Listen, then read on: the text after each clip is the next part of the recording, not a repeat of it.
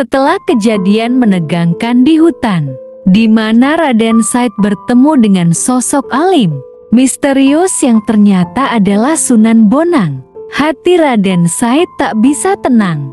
Kata-kata Sunan Bonang seperti menancap dalam dadanya.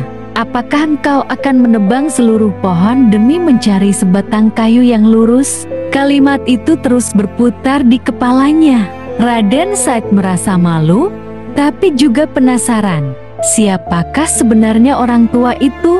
Dan kenapa hatinya bisa terguncang hanya karena satu kalimat? Beberapa hari setelah kejadian itu, Raden Said mencari informasi tentang orang yang ia temui. Ia mendengar dari rakyat desa bahwa lelaki berjubah putih itu adalah Sunan Bonang, salah satu wali Songo yang dihormati karena kalimanya dan kedalaman ilmu spiritualnya. Tanpa ragu, Raden Said memutuskan untuk mencari Sunan Bonang ke pesisir Tuban. Babak pencarian dan penyesalan. Dalam serat Kanda, disebutkan bahwa Raden Said melepas seluruh atribut kebangsaannya. Ia menyamar sebagai rakyat jelata. Baju mewahnya ditinggalkan. Ia hanya mengenakan kain lusuh dan membawa tongkat kayu. Dalam catatan tersebut tertulis, Raden Said njupuk warang kain kawula tanpa arto mumpangandal ingkang gawe urip. Serat Kanda Pupu 18. Raden Said berjalan dari desa ke desa. Dalam pencariannya, ia menyaksikan rakyat miskin tetap tersenyum meski hidup susah. Ia melihat anak-anak tertawa walau bermain dengan lumpur. Hatinya luluh. Ia mulai menyesali masa lalunya. Ia yang dulu merasa menolong rakyat dengan merampok hartawan, kini sadar bahwa niat baik tidak bisa membenarkan cara yang salah. Pertemuan kedua dengan Sunan Bonang. Setelah berhari-hari mencari, akhirnya ia bertemu kembali dengan Sunan Bonang yang sedang mengajarkan ilmu tasawuf kepada murid-muridnya di tepi sungai. Raden Said mendekat dengan penuh rasa hormat. Gusti, kulo nyuwun pangapunten.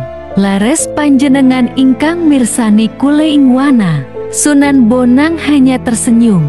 Ia tahu inilah saat yang telah ditunggu oleh Allah Subhanahu wa Ta'ala. Sunan Bonang lalu mengajak Raden Said untuk menimba ilmu.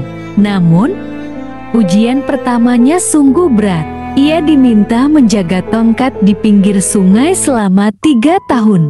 Tanpa meninggalkan tempat itu, tanpa bertanya kenapa.